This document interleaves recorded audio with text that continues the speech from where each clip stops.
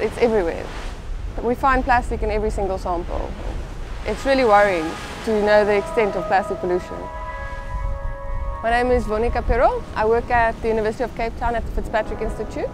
And one of the projects we're involved with is marine litter. The thing that people don't realize is that microplastics, which are bigger plastics that have broken up, are everywhere. And one of the most concerning things at the moment are microfibers, which basically come from synthetic textiles. Most of our clothing are actually made out of plastic materials. When you wash your clothes, it ends up in the waterways and ultimately in the ocean.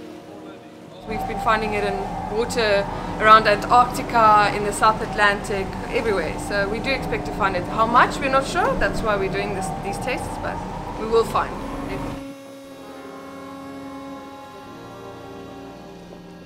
So we're going to filter these samples in the lab to test for microfibers and also count the number of microfibers.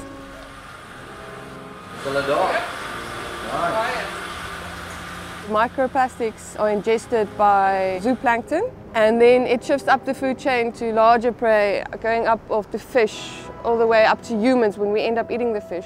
And the problem is that toxic chemicals adsorb to the surface of these plastics, which ultimately end up in our diets. So most of your seabirds ingest a lot of plastic because they confuse it for prey. It ends up that they feel satiated and then they actually starve to death because they're not eating anymore. As I say, most of the plastic ends up in the gizzard. That is a lot of plastic for one bird. About 50 to 60% of plastic actually sinks, so that's at the bottom of the ocean. We don't even see that. We're going to end up drowning in plastic, literally. Everyone needs to undergo a mind shift to see that we are abusing plastic, and the decisions you make on land, that doesn't just stay there. It ultimately impacts the marine environment.